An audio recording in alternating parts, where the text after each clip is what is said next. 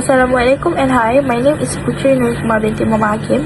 My metric number is 2025427282 and I am going to present about the salient Sharia issue in the contemporary application of wakalah, bil istismar, contract, investment account. So, let's move on. What is the definition of wakalah?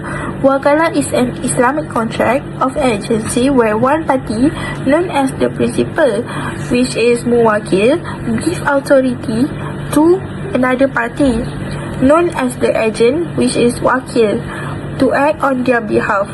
The agent is appointed to perform a specific task or transaction, such as buying, selling, managing property, or handling financial matters.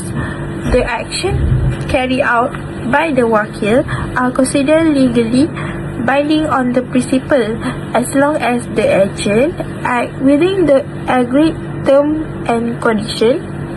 Wakalah is based on trust, consent, and transparency, and it helps facilitate transaction when the principal is unable or unwilling to perform the task personally. This contract is commonly used in Islamic finance, for example, in banking services, takaful, and investment management. Next is for the issue. The first one is agent acting authority. This issue occurs when the agent, such as wakil, act beyond the authority to given the principal, which is muwakil. The agent may make decision, approve financing, or enter into contract without proper permission. This can lead to invalid transaction, financial losses, and dispute because the agent is no longer acting within the agreed wakalah terms. Next, the second one is lack of transparency. Lack of transparency happens when the principal does not have clear information about the agent action. The agent may fail to disclose important details such as how funds are used, who receives financing, or the actual risk involved. This creates information asymmetry, weakness trust, and increases the chance of mismanagement or fraud in microfinance operation. Next, the third one is conflict of interest. A conflict of interest arises when the agent prioritizes personal gain instead of acting in the best interest of the principal. For example, the agent may approve financing for friends or business that benefit them personally. This behavior violates the trust, which is amanah principle in Islamic finance, and can cause unfair outcome and financial harm to the principal. Next is for the solution. The first one is clear contract term. Having clear contract term means the wakalah agreement must clearly define the agent authority, duties, responsibilities, and limit. This helps prevent the agent from acting beyond their permission and reduce the risk of misuse or abuse of power. Where rules and boundaries are clearly stated, both parties understand their obligation and right. Next, the second one is transparency and reporting.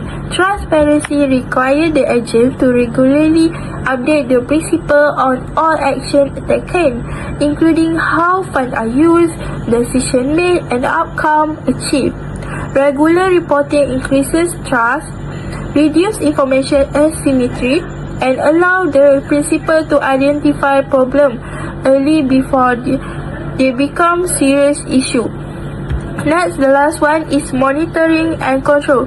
Monitoring and control means the principal actively supervise the agent performance through review, audit, or performance evaluation.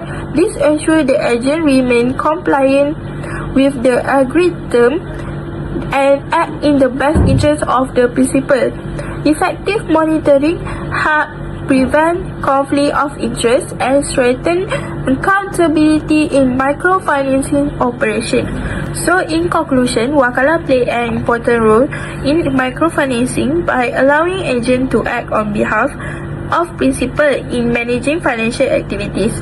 However, issues such as exceeding authority, lack of transparency, and conflict of interest may arise if the agent is not properly supervised. Therefore, having clear contract terms, regular reporting, and effective monitoring is essential to ensure the wakalah contract operate fairly and efficiently. When these measures are applied, microfinancing can be conducted in a way that uphold trust, which is amanah, accountability, and Sharia compliance, and benefiting all parties involved. That's all from me. Bye.